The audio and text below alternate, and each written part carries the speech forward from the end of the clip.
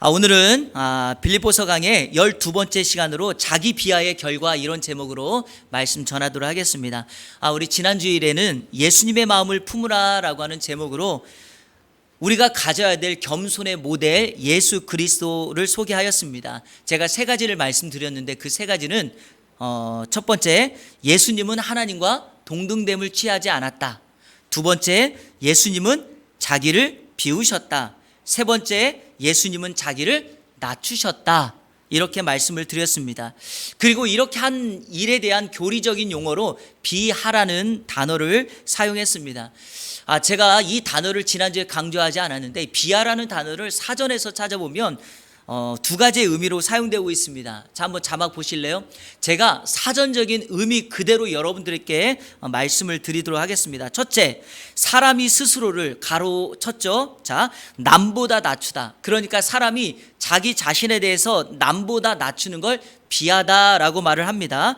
두 번째로, 어떤 사람이 다른 사람, 그러니까 우리가 다른 사람에 대해서 말을 할 때 이 말을 쓰면 업신여겨 낮추다 이렇게 씁니다. 그러니까 비하라는 말을 나에게 쓰면은 다른 사람을 높여서 나는 낮추는 거고, 내가 이 비하라는 말을 다른 사람에게 쓰면 그 사람을 업신여기며 그 사람을 낮추는 말이 됩니다. 여러분, 예수님의 경우는 전자겠죠. 예수님은 자기 자신을 낮추어서 겸손하게 하셨습니다. 그래서 이것을 앞에 자기라는 말을 붙여서 자기 비하다라고 하였습니다. 예수님이 자신을 낮추신 것은 누가 시켜서 한 일도 아니고, 그리고 어쩔 수 없이 상황 때문에 한 일도 아니었습니다. 예수님은 인류의 구원을 위해서 스스로 낮추시고 죽기까지 복종하시는 비하의 길을 선택하셨습니다. 사실 여기서 말씀이 끝나도 전혀 문제가 없습니다. 왜냐하면 예수님께서 자기 비하로 우리가 구원받았다 이렇게 끝나도 되는데, 성경은 여기에 한 가지를 더 우리에게 남겨줍니다. 그것을 오늘 제가 제목에 단 것처럼 자기 비하의 결과다 이렇게 말씀을 드린 것입니다. 그것을 우리는 승귀라고 부릅니다. 한번 따라해 볼까요? 승귀. 한문은 승귀고요, 이 말 그대로는 높아지심 이런 뜻입니다. 그래서 오늘은 제가 자기 비하의 결과로서 오늘 읽었던 세 절 말씀을 중심으로 예수님의 승귀 그리고 예수님의 높아지심에 대해서 하나님의 말씀을 나누려고 합니다. 자, 먼저 여러분에게 이 말씀을 정리하기 전에 오늘 말씀이 9절에서 이렇게 시작합니다. 이러므로 하나님이 그를 지극히 높여, 이러므로 하나님이 그를 지극히 높여, 이러므로 그러므로 이런 것은 결론적 어구라고 말씀드렸죠. 앞에 했던 내용에 결론을 내려 말씀을 정리하는 것입니다. 그러니까 이러므로 하면서 앞에 예수님의 자기 비하의 결론을 내리는데 성경이 이렇게 되어 있습니다. 하나님이 그를, 그는 예수님이죠, 지극히 높였다. 성도 여러분, 기억해야 될 게 있습니다. 비하는 예수님이 주체가 되어서 자기 스스로를 낮추신 거고요, 예수님이 높아지신 것은 예수님이 스스로 자신을 높인 것이 아니라 하나님께서 예수님을 높이셨다는 것입니다. 예수님의 낮아지심은 예수님 자신이 스스로 하신 일이며, 예수님이 높아지신 것은 하나님이 그를 높이셨다는 것입니다. 예수님의 비하는 세상에 사는 방식처럼 내가 스스로 나를 낮췄으니 내가 높아지겠지라는 기대감과 목적을 가지고 했던 얄팍한 마음이 아니었습니다. 많은 사람들이 오늘 본문을 오해할 때 이런 식으로 오해한다는 거예요. 무슨 말이냐면 예수님이 낮아지신 것은 높아지기 위해서 낮아졌다라고 해석하는 건데 그렇지 않습니다, 여러분. 예수님이 낮아지신 것은 스스로 하나님의 본체신 그분이 죽기까지 복종하신 거예요. 결과는 없어도 예수님은 그 일로 자신의 사역을 감당하신 것입니다. 높아지신 것은 하나님께서 예수님을 높였다라는 것인데, 이것을 세상은 늘 공식화해서 자신의 높아지기 위한 목적으로 사용한다는데 문제가 있습니다. 예컨대 내가 이번만 눈 딱 감고 스스로 낮춘다면 내가 다른 사람들보다 높아지고 다른 사람들이 나를 높여주겠지라고 하는 생각을 갖는 것 자체가 잘못된 것이란 것이죠. 높아지기 위한 목적으로 사용하는 본문이 아닙니다. 그리고 그것을 위해서 스스로 낮아진다? 잘못된 행동입니다. 예수님의 낮아지심은 그것으로 끝이고 그 결과로 하나님은 예수님을 높여주신 것입니다. 이거는요, 사전에 계획된 행동이 아닙니다. 그 사실을 알아야 합니다. 그러나 그럼에도 불구하고 우리가 예수님처럼 스스로 낮아졌을 때 하나님이 주시는 보상이 있음을 우리 성도들은 기억하고, 하나님 편에서 우리들을 높여준다는 사실을, 방식은 다양한 방식이겠죠. 우리가 세상에서 말하는 높은 자리에 앉고 성공하는 방식이 아니더라도 하늘에서 별처럼 빛이 나고 그들의 이름을 하나님이 기억해 주는 것으로 높여주시겠지만, 우리가 그것을 기대하고 하는 것은 아니지만 하나님은 반드시 우리 성도들을 보상해 주실 줄로 믿습니다. 여러분, 예수님은 그러면 어디까지 오르셨을까요? 하나님이 그를 지극히 높였는데 어디까지 올려주셨는가? 성경이 그것을 기록하고 있는 본문이 있습니다. 바로 에베소서 1장 20절인데요. 이해를 쉽게 하기 위해서 쉬운 성경으로 우리 같이 한번 읽어보도록 하겠습니다. 에베소서 1장 20절 시작. 그리스도를 죽은 자 가운데서 살리시고 하늘에 계신 하나님 우편에 앉게 하셨습니다. 하나님께서는 그리스도를 죽은 자 가운데 어떻게 했다? 살리셨다. 자, 지난주에 자기 비하의 마지막이 뭐였죠? 십자가에 죽으셨다. 죽기까지 복종하셨으니 십자가에 죽으심이라. 하나님이 그 예수님을 어떻게 높이셨다고요? 죽은 자 가운데서 살리시고 그 예수님을 하늘에 계신 하나님 보좌 우편에 앉게 하셨다. 하나님이 예수님을 지극히 높이신 그 장소는 바로 하나님 보좌 우편입니다.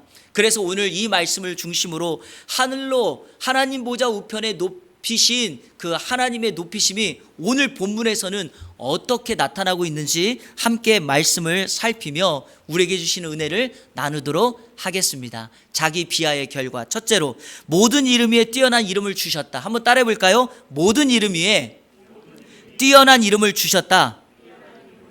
자, 우리 9절 다 같이 읽겠습니다. 시작. 이러므로 하나님이 그를 지극히 높여 모든 이름 위에 뛰어난 이름을 주사. 여러분, 이름은 다른 것과 구별하여 부르는 호칭입니다. 그러니까 이름이 있다는 것은 다른 것과 구별되는 거죠. 그리고 그 이름에 따라서 사람들은 그 이름에 합당한 명성, 또 평가, 평판을 내립니다. 그래서 이름과 관련된 고사성어가 참 많죠. 우리 한국에도 많습니다. 한문적인 배경이 있으니까요. 입신양명 무슨 뜻입니까? 출세하여 세상에서 성공하여 뭐 하는 거죠? 이름을 떨친다. 혹시 이런 고사성어 아십니까? 호사유피, 인사유명. 뭐죠? 호랑이는 죽어서 가죽을 남기고 사람은 죽어서 이름을 남긴다. 사람은 이 땅에 태어났을 때 자신에게 부여된 이름을 사람들에게 알리는 것에 대해서 굉장한 성공이라고 여겨졌습니다. 우리나라, 특별히 동양권에서는요, 이런 일들이 더 많았습니다. 그런데 하나님께서는 예수님의 이름을 모든 이름 중에서 뛰어나게 하셨습니다. 예수님의 이름과 세상의 이름의 차이가 뭔지 아시겠습니까? 사람의 이름은 성공하고 출세해서 그 이름을 빛내는 거지만, 하나님께서 예수님의 이름을 뛰어나게 하셨을 때는 모든 만물을 통하여 영광과 칭송을 받기 위함입니다. 그래서 그 결과로 주님의 이름을 생각하면 우리 모두에게 기쁨과 감사가 넘친다라는 것입니다. 왜냐하면 여기 오늘 본문에 이름을 주다 할 때 이 주다라는 말이 영어는 그냥 give, gave 이런 단어를 썼지만 원문에서 우리가 보편적으로 사용하고 있는 단어와 다른 단어를 썼기 때문입니다. 주다라는 말은 기본적으로 헬라에서 디돔이라고 하는 단어를 쓰는데요. 그래서 이렇게 주다 이런 뜻이거든요. 그런데 오늘 본문에서 이름을 주다 할 때는 이런 단어를 썼어요. 한번 보실래요? 카리조마이, 카리조마이. 한번 따라해 보세요. 카리조마이. 이 말은 카리스에서 나온 단어예요. 카리스는 은혜라는 말이거든요. 그러니까 카리조마이라는 말은 무슨 의미인가? 은혜로 주다, 그 결과로 기쁘게 하다라는 뜻입니다. 그러니까 이 단어를 딱 쓰면 우리가 정리해야 될 것이 뭐냐? 하나님께서는 은혜로 예수님에게 뛰어난 이름을 주었다. 카리조마이 했다. 그리고 그 이름을 가진 예수님은 기뻐했다. 카리조마이 했다. 그리고 그것이, 예수님이 기뻐했던 그것이 우리에게도 예수님에게도 큰 은혜가 되었다. 카리조마이 했다. 이렇게 표현할 수 있습니다. 그러니까 하나님이 이 세상에서 가장 높이신 예수 그리스도의 이름은 우리로 하여금 은혜가 있으며 기쁨이 넘칩니다. 여러분은 무엇을 줄 때 사람들이 기뻐하던가요? 사람들에게 무엇을 주면 기뻐하던가요? 부모로서 여러분들은 자녀들에게 무엇을 줄 때 자녀들이 기뻐할 거라고 생각하십니까? 현대를 물질 만능주의 시대라고 말을 하죠. 전에 설교 시간에 잠깐 말씀드렸던 것처럼 어린 나이를 가지고 있는 자녀들에게, 손주들에게 빌딩이나 아파트를 유산으로 상속하는 일들이 많아지고 있다는 것을 뉴스를 통해서 말씀을 드렸습니다. 그런데요, 요즘 같은 시대에 우리의 마음에 감동을 주는 이야기가 있습니다. 최근 유한양행의 창업자였던 고 유일한 회장의 인생과 그가 자녀들에게 남겼던 유언장이 지금 회자되고 있어요. 여러분, 유일한 회장, 유한양행 아십니까? 이 유일한 회장은요, 1904년 9살의 나이에 선교사님에게과 연결이 되어서 미국에 유학을 갔다가 어린 나이에 갔는데 너무나 힘든 시간을 보내게 됩니다. 어릴 적부터 노동과 학업을 병행하면서 힘들게 대학을 마쳤고요. 대학을 마치자마자 미국에서 작은 사업을 시작하였다가 큰 성공을 거두게 됩니다. 그러다가 한국의 비참한 현실을 보고 자신의 안락한 삶을 뒤로하고 한국으로 돌아옵니다. 그리고 우리가 잘 아는 것처럼 1926년에 지금 유한양행이라고 하는 이 회사를 설립합니다.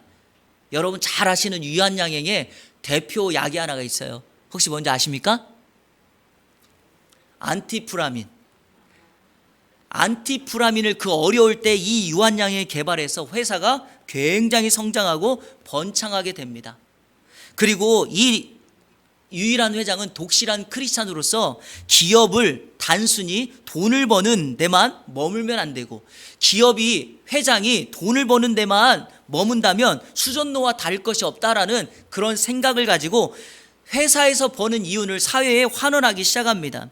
그리고요, 회사의 모든 재산을 주식화해서, 이게 이제 우리나라 최초의 주식 회사 같은 게 되었는데, 직원들에게 그 주식을 나눠주고 회사의 경영권도 전문 경영인에게 맡기고 1969년에 회사를 떠나게 됩니다. 그래서 우리 많이 들었던 노블리스 오블리제를 실현했던 대표적인 기업가가 됩니다. 그런데 이 유일한 회장이 자녀들에게 남긴 유언장이 굉장히 우리에게 시사하는 바가 큽니다. 4가지가 있는데요, 정리한 건데 한번 보실래요? 첫째, 손녀 유일링에게 대학까지의 학자금으로 1만 달러를 준다. 두 번째, 딸, 유일한 회장은 딸과 아들, 이렇게 남매가 있었거든요. 딸 제라에게는 유한공고 안에 있는 묘소와 주변 땅 5,000평을 물려준다. 세 번째, 자신이 소유하고 있던 유한양행의 주식 14만 941주는 한국사회 및 교육원조 신탁기금에 기증한다. 4. 아들 유일선은 대학까지 졸업시켰으니 앞으로는 자립해서 살아가거라. 만약 여러분이 유일한 회장님의 아들이거나 딸, 손녀라면 이런 유언장을 보고 어떤 마음, 어떤 결정을 하시겠습니까? 만약에 지금 2021년을 살아가는 내가 이런 유언장을 본다면 아마 세상 사람들은 일반적으로 법적인 소송을 진행할 것입니다. 마땅히 나에게 돌아올 자식의 권리를 찾으려 할 것이고 유산을 상속받으려 할 것입니다. 그 이유는 내가 남들보다 조금이라도 돈을 더 많이 갖게 되면 내 삶이 평생을 안락한 삶을 살 수 있을 것이라고 생각하기 때문이죠. 한때 강남을 중심으로 자녀들을 키우는 엄마들 사이에서 또 돌아다니는 이야기가 있었습니다. 사실 이거예요. 지금 보면 강남뿐만 아니라 온 지역이 다 여기에 해당된다고 생각을 하는데, 여기 계신 우리 부모님들도 해당이 되는지 한번 잘 보세요. 제목이 이렇게 달려 있어요. 자녀들을 명문대학에 보내기 위한 3가지 조건, 또는 자녀들을 성공시키기 위한 3가지의 조건. 3가지가 있어요. 첫째, 아빠의 무관심. 둘째, 엄마의 정보력. 셋째, 할아버지의 재력. 원래 이 3번째는요, 할아버지의 재력이 아니었고 아이의 실력이었어요. 그런데 지금은요, 실력보다는 할아버지의 재력이 더 필요한 세상이 된 것이죠. 그러니까 내가 남들보다 조금 더 많이 가졌다면 이렇게 성공시킬 수 있는 기회가 빨리 온다라고 말하는 것입니다. 그런데 여러분, 만약에 지금 제가 말한 거를요 반대로 갖지 못했다면 어떻게 될까요? 사람들이 그래서 부모를 원망하고 세상을 비관하고 좌절하며 살아가는 거예요. 세상에 영끌을 하고 집을 산다고 말을 하고 세상의 조건이 여러 가지 힘들고 어려운 건 맞습니다. 근데 제가 늘 우리 성도님들에게 강조하는 거는 그거예요. 세상은 비신자들은 그렇게 살아도 우리 성도들은 그렇게 살면 안 된다라는 거죠. 성도는 다른 길을 가야 됩니다. 성도는 하나님의 길을 가야 됩니다. 왜냐? 하나님이 예수 그리스도를 모든 이름 위에 뛰어난 이름을 주셨고 그 이름이 영광을 받을 것이기에 그 예수님을 믿는 저와 여러분 또한 그 이름 앞에 서면 반사돼요. 우리도 그 길을 간다면 저와 여러분의 길을 우리 주님이 인정하지 않겠습니까? 세상의 법칙 쫓아가는 것이 아니라 주님이 원하는 그 길을 갈 때 우리 인생에 진정한 평강과 만족이 있을 줄로 믿습니다. 이번 한 주간 그렇게 노력하는 우리 성도님들 되시기를 주님의 이름으로 축원합니다. 둘째로 자기 비하의 결과, 하나님은 예수님을 어떻게 높이셨는가? 모든 만물이 예수 이름 앞에 무릎 꿇게 하셨어요. 한번 따라해 볼까요? 모든 만물이 예수 이름 앞에 무릎을 꿇게 하셨다. 자, 오늘 본문 10절과 11절은요 문장의 구조상 어떻게 되어 있냐면 9절의 목적이 10절과 11절입니다. 하나님이 예수님을 지극히 높여 그 이름을 모든 이름 위에 뛰어난 이름을 주게 하신 그 이유가 뭐냐? 10절과 11절을 하기 위함이에요. 그런데 여러분, 제가 설교를 준비하면서 이 성경 구절을 계속 보니까 10절과 11절을 9절에 목적으로 설명하지 않고 그냥 하나님께서 예수님을 가장 지극히 높인 것으로 해석해도 문제가 없어요. 그래서 저는 10절과 11절을 하나님이 예수님을 지극히 높이신 승귀, 자기 비하의 결과로 해석하여 여러분에게 소개하려고 하는 것입니다. 바로 그것이 두 번째가 모든 만물이 예수 이름 앞에 무릎을 꿇게 하셨다는 거죠. 자, 10절 말씀 제가 읽겠습니다. 하늘에 있는 자들과 땅에 있는 자들과 땅 아래에 있는 자들로 모든 무릎을 예수의 이름에 꿇게 하시고, 10절과 11절은요 이사야서 45장 23절 말씀을 인용한 겁니다. 자, 우리 이사야서 한번 읽어볼까요? 시작. 내가 나를 두고 맹세하기를 내 입에서 공의로운 말이 나갔은즉 돌아오지 아니하나니 내게 모든 무릎이 꿇겠고 모든 여가 맹세하였노라. 내게 모든 무릎이 꿇겠고, 바울은 이 대상을, 이사야는 하나님 앞에 모든 사람들이 인류가 무릎을 꿇겠지만 바울은 이것을 예수님이라고 하는 대상을 바꿉니다. 여러분, 왜 모든 만물이 예수 이름 앞에 무릎을 꿇을까요? 예수 이름에 능력과 권세가 있기 때문이죠. 어떤 권세입니까? 제가 오늘 두 가지만 여러분에게 소개합니다. 첫 번째, 하나는 예수의 이름에는 구원의 능력이 있습니다. 구원의 능력. 로마서 10장 13절을 보십시오. 누구든지 주의 이름을 부르는 자는 뭘 받는다? 구원을 받는다. 여러분, 예수의 이름은 구원의 이름입니다. 예수의 이름에는 구원하는 능력이 있습니다. 예수라는 말, 실제적으로 예수라는 말, 예수아, 영어로는 지저스, 그런데 이 말 자체가 구원자라는 뜻입니다. 하나님께서 예수님이 이 땅에 아기 예수로 태어났을 때 이름을 예수라고 하라라고 말하면서 뭐라고 말합니까? 그가 자기 백성을 죄에서 구원할 자이심이라, 이렇게 말씀해 주십니다. 그래서 예수 이름을 의지하면 그 사람에게 구원의 능력이 임하게 됩니다. 다른 하나, 두 번째는 치유의 능력입니다. 한번 따라 볼까요? 치유의 능력. 예수의 이름을 붙들고 기도하면 치유의 능력이 있습니다. 대표적으로 사도행전 3장 6절을 한번 보실까요? 베드로와 요한이 기도 시간에 성전에 기도하러 들어갔을 때 성전 문 앞에 앉아있던, 태어나면서부터 안진뱅이였던 사람이 돈 하나를 구걸했을 때 베드로가 이와 같은 말을 합니다. 베드로가 이르되 은과 금은 내게 없거니와 내게 있는 이것을 내게 주노니 나사렛 예수 그리스도의 이름으로 일어나 걸으라 하고, 베드로가 주님의 이름으로 그 안진뱅이에게 일어나 걸어라 외쳤더니 그 안진뱅이가 일어나 걷는 치유의 역사가 일어나게 됩니다. 사랑하는 성도 여러분, 혹시 저와 여러분의 인생 가운데 마음과 영혼과 육신의 치유가 필요하신 분들이 있습니까? 예수 그리스도의 이름을 신뢰하시고 그 이름을 의지하여 하나님 앞에 기도한다면 반드시 치유의 역사가 임하게 될 줄로 믿습니다. 오늘 본문 10절 말씀은 누가 예수의 이름 앞에 무릎을 꿇어야 되는가, 그 대상을 소개하는데 성경을 보실래요? 이렇게 기록되어 있습니다. 하늘에 있는 자들이나 땅에 있는 자들이나 땅 아래에 있는 자들. 하늘에 있는 자가 누굴까요? 천국 간 성도들, 그리고 하늘에 있는 영의 권세들, 천사들이겠죠. 자, 그러면 땅에 있는 자들은 누구입니까? 이렇게 숨쉬며 호흡하는 모든 인생들을 말합니다. 자, 여기서 좀 어려운 게 땅 아래에 있는 자들입니다. 땅 아래에 있는 자들은 누구일까요? 지옥에 간 불신자들, 그리고 심지어 악한 세력, 악한 영들까지도. 그러니까 온 세계, 하늘과 땅과 모든 것을 통치하고 계시는 그 예수 그리스도의 이름 앞에 그들이 무릎을 꿇는다라고 말씀하고 있습니다. 한 가지 여러분, 혹시 제가 오해될 것 같아서 이 말씀을 드립니다. 예수님께서 승귀하셨기 때문에, 높아지셨기 때문에 이들이 하나님 앞에 예수님 앞에 무릎을 꿇는 것일까? 그게 아닙니다, 여러분.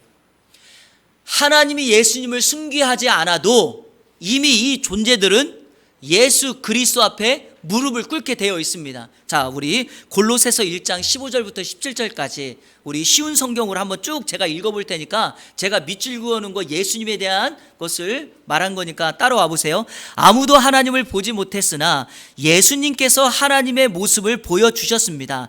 그리스도는 이 세상 만물보다 먼저 계신 분입니다. 그의 능력으로 하늘과 땅에 있는 모든 것과 눈에 보이는 것과 보이지 않는 것과 모든 권세와 지위, 주권, 능력이 생겨났습니다. 이 모든 것이 그리스도에 의해 창조되었으며 또 그리스도를 위해 창조되었습니다.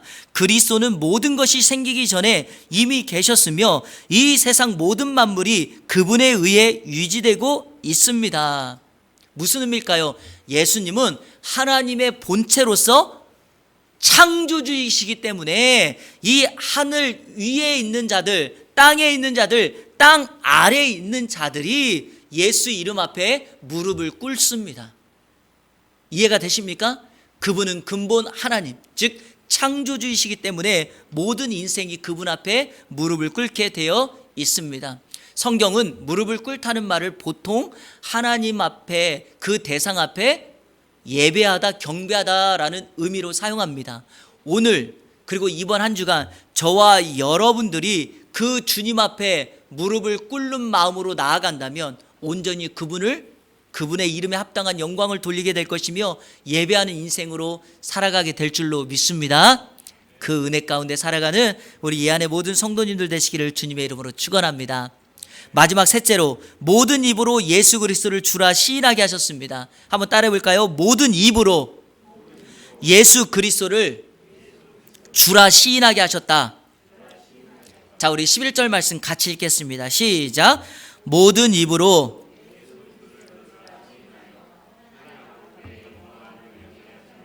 아멘. 이 11절도 이사야 45장 23절의 인용인데요.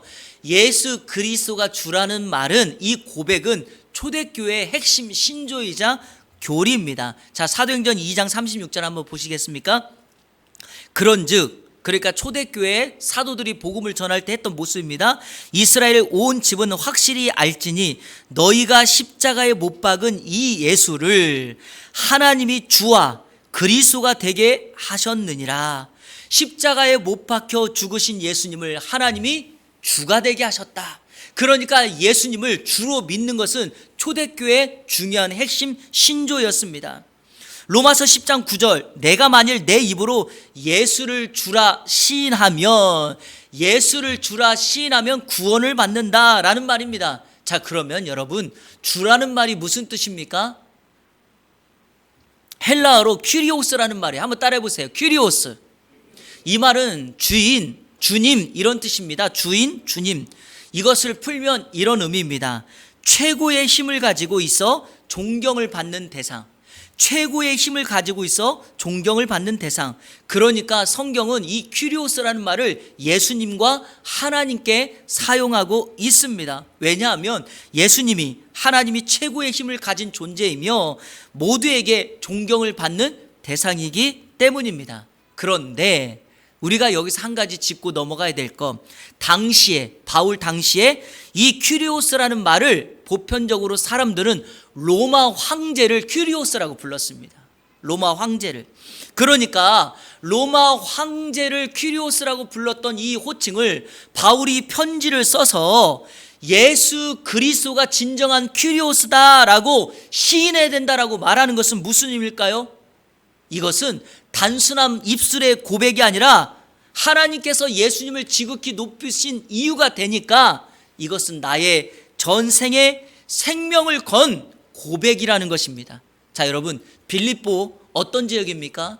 우리가 빌립보서를 시작할 때 제가 말씀을 드렸죠. 사도행전 16장을 근거로 보면 이 빌립보는 로마의 식민지였고 로마의 퇴역 군인들이 와서 살고 있었기 때문에 닉네임이 작은 로마다. 기억나십니까?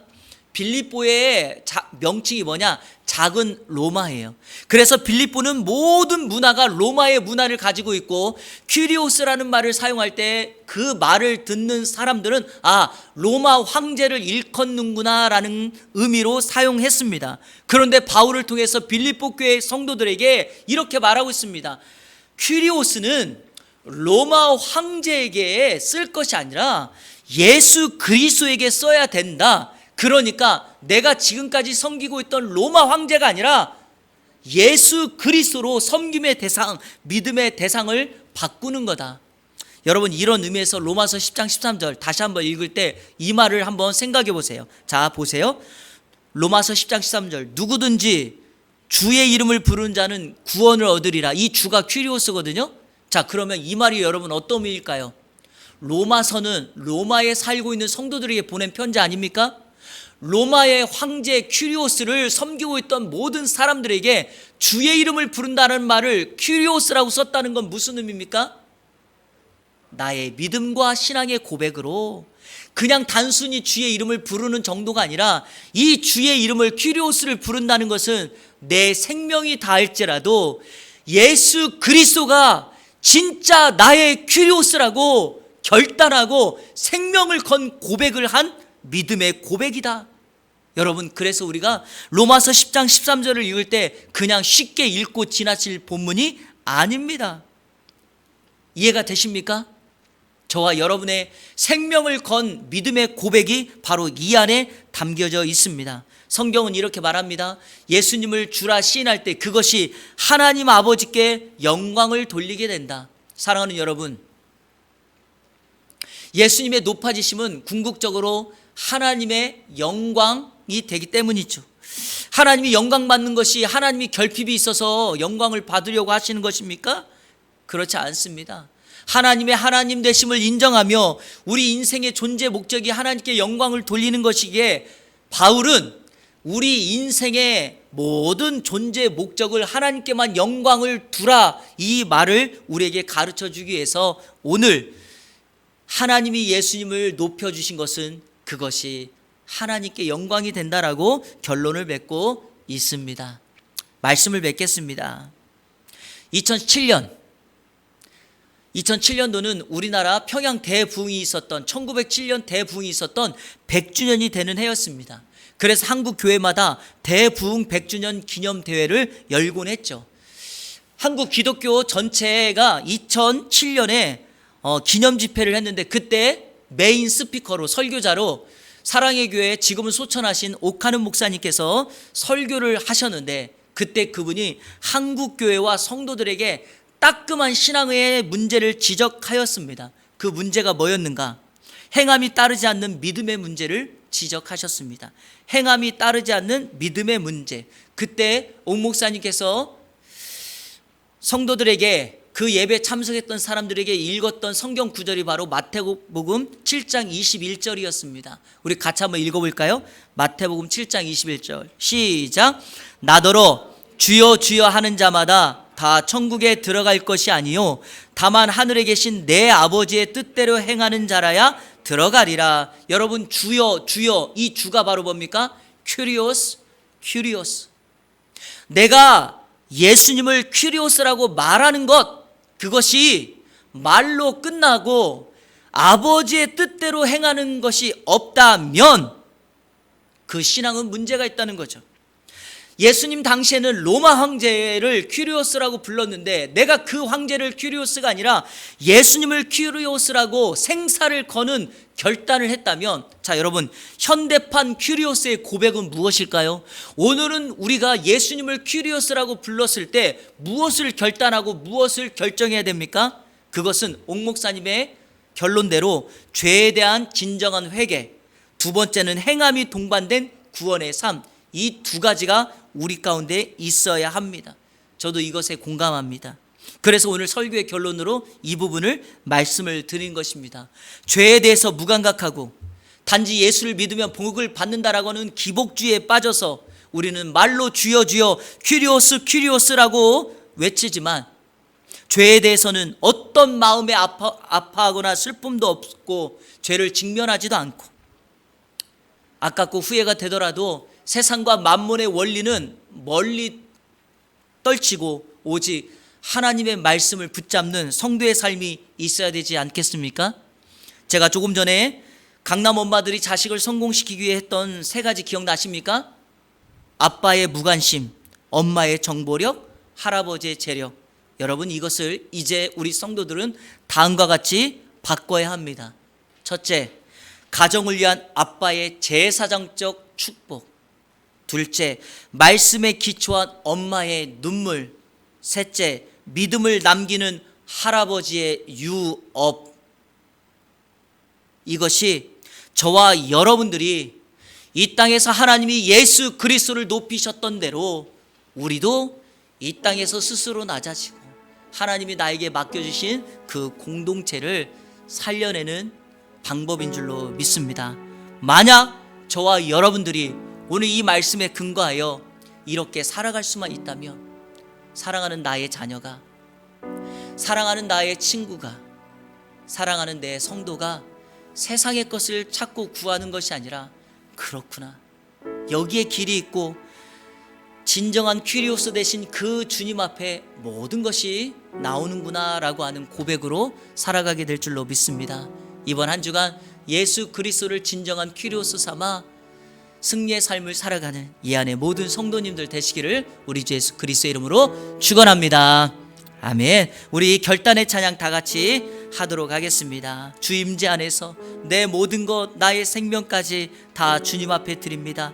주 임재 안에서 이제 내 영혼 자유에 내가 주의 거룩한 이름 높이며 예배하리. 어린 양 찬양하리. 내 평생 그 하나로 충분해요. 어린 양 찬양하리. 내가 주의 임재 안에서 퀴리오스 되신 그분 앞에 내가 살아갈 수만 있다면 내 인생 외부의 어떤 공격과 환경의 어려움이 올지라도 우리는 그 안에서 평안을 누리게 될 줄로 믿습니다. 그런 마음으로 우리 같이 고백하며 나가겠습니다.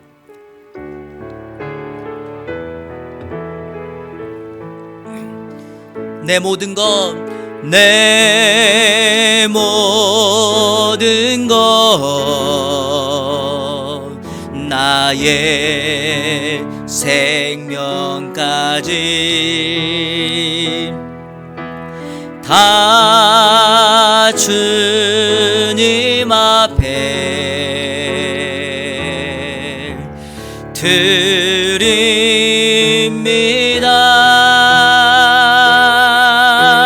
주 임재 안에서 이제 내 영혼 자유에 내가 주의 거룩한 이름을 높이며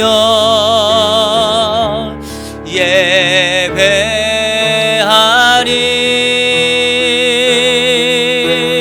어린 양 찬양하리. 내 평생 그 하나로 충분해요. 어린 양 찬양하리. 내가 주의 임재 안에서, 우리 다시 한번 고백합니다. 내 모든 것, 내 모든 것, 나의 생명까지 다 주님 앞에 드립니다.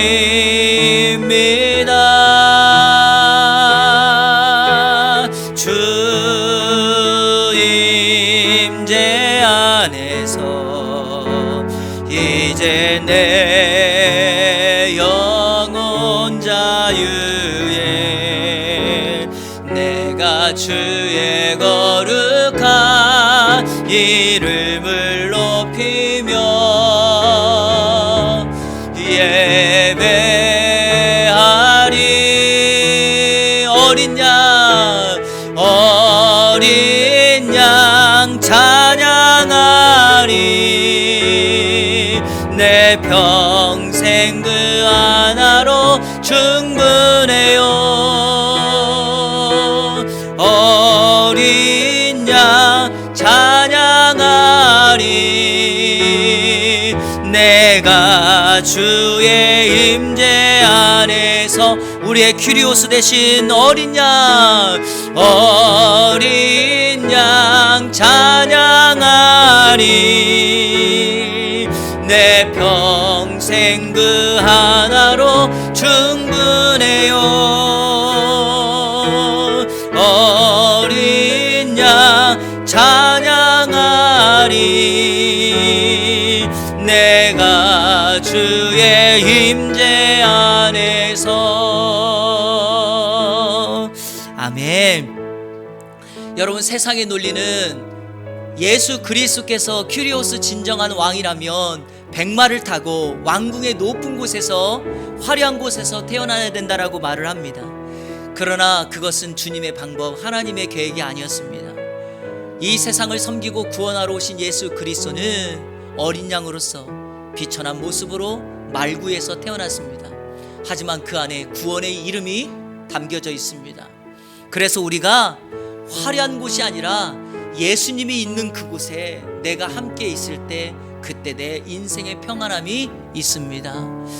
물질이 부족해서 힘들 때가 있고요, 건강이 약해서 참 눈물 날 때가 있고, 남들이 내 마음을 알아주지 못해서 힘들 때가 있고, 직장에서 동료들과의 관계, 상사들과 부하들과의 관계 때문에 힘들 때도 있습니다.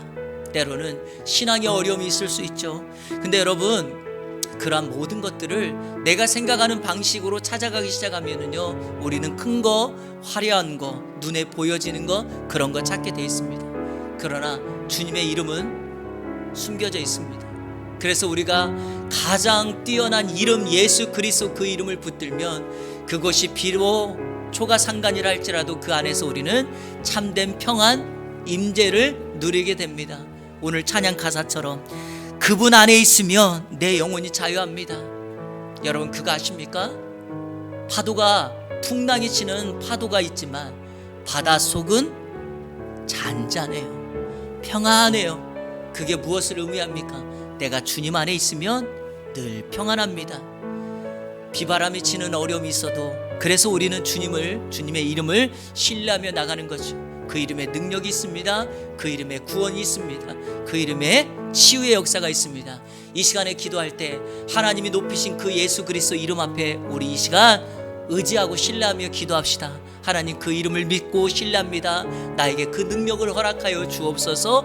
내 자녀들에게 세상의 가치관대로 것을 남겨주는 것이 아니라 여기 계신 아버지들, 영적인 제사장으로 자녀들을 위하여 축복 기도하시고, 여기 계신 엄마들 말씀에 근거하여 눈물의 씨앗을 뿌리고, 여기 계신 할머니 할아버지들 자녀들을 위하여 믿음의 유업을 남겨줄 수 있다면 내 아이가 평생 어디서도 얻을 수 없는 그 힘과 능력으로 나아가게 될 줄로 믿습니다. 하나님, 내가 그런 사람 되게 해주세요. 우리 교회가 그런 교회 되게 해주세요 라고 이 시간에 다 같이 합심하여 기도하며 나가도록 하겠습니다. 기도합니다. 하나님 감사합니다. 자기 비하의 결과는 하나님께서 예수 그리스도를 가장 높은 곳에 높여주는 것이었습니다. 하나님, 그 주님이 높이신 그 이름 붙들고 나가게 하여 주옵소서. 주옵소서. 힘들고 어렵지만 그 이름을 신뢰합니다. 그 이름을 의지합니다. 그 이름을 붙듭니다. 그 이름에 능력이 있는 줄 알아. 세상의 가치관의 키리오스를 이제 바꾸어 내 생명을 거는 결단이 있을지라도 예수 그리스도 그분을 우리의 주인 삼아 우리의 키리오스 삼아 나갈 수 있는 내 삶이 될 수 있도록 인도하여 주시옵소서. 세상은 계속해서 눈에 보여지는 것에 따라 살라고 말을 하지만 주님 안에 있을 때 진정한 자유가 있고 진정한 평안이 있는 줄로 믿사오니 아버지, 오늘 말씀 붙들고 내가 이제 신앙의 결단을 하며 나가기를 원합니다. 아빠로서, 아버지로서 가정을 위한 영적인 제사장으로 자녀들을 축복하고 아내를 축복하며 모든 가족의 구성원들을 축복할 수 있게 하여 주옵소서. 예수 믿는 엄마로서 자녀들을 위하여 눈물의 씨앗을 뿌릴 수 있게 하여 주옵소서. 할머니 할아버지로서 믿음의 어른으로서 우리의 가문과 자녀들을 위하여 믿음의 유산을 유업으로 남기는 사랑하는 부모님들 될 수 있도록 인도하여 주옵소서. 세상은 힘들다 어렵다라고 말하지만 주님의 말씀 붙들고 주님의 이름을 붙들고 사는 사람들은 세상의 가치관, 만몬의 원리가 아니라 말씀의 가치관, 말씀의 원리를 붙들고 살아가는 줄로 믿사오니 우리가 우리의 다음 세대, 우리의 가족들, 이 지역에 그러한 모습으로 나갈 수 있도록 도와주시고 우리 이안교회가 그런 은혜의 진원지가 되어서 많은 사람들에게 은혜를 흘려보내며 나누며 나갈 수 있도록 인도하여 주옵소서. 세상에 찢기고 힘든 마음 어디서 위로를 받겠습니까? 가정에서 위로받게 하여 주시고 교회에서 위로받게 하여 주시고 새 힘을 얻게 하여 주옵소서. 우리 자녀들이 세상에서 찢기고 경쟁하고 또 이렇게 서로 싸워야 되는 이 세상에서 어디에서 위로를 받겠습니까? 우리 사랑하는 부모님들이 우리의 자녀들을 위하여 결단하며 우리 교회가 우리 다음 세대를 위하여 믿음의 유산을 남겨줄 수 있는 은혜의 역사가 있게 하여 주시옵소서. 하나님, 세상의 눈으로 바라보지 않게 하여 주시고 믿음의 눈으로 바라보게 하여 주시고 이들이 지금보다도 미래가 잘 될 것을 알아 우리가 하나님의 사람으로 그들을 양육하며 나갈 수 있는 우리 교회가 될 수 있도록 인도하여 주옵소서. 하나님 아버지, 감사합니다. 자기 비하의 결과는 하나님께서 예수 그리스도를 지극히 높이신 것이라고 하였사오니 우리가 그 말씀 붙들고 가장 높이신 예수 그리스도 그 이름을 신뢰하며 그 이름 앞에 무릎을 꿇고 그분 바라보며 나갈 수 있도록 인도하여 주옵소서. 내 인생의 진정한 키리오스가 주님이심을 신뢰하며 시인하며 고백하며 살게 하여 주시고 세상의 가치관, 세상의 만몬, 세상의 원리 따라 살아가지 아니하도록 인도하여 주옵소서. 예수 그리스도의 이름으로 축복하며 기도하옵나이다. 아멘.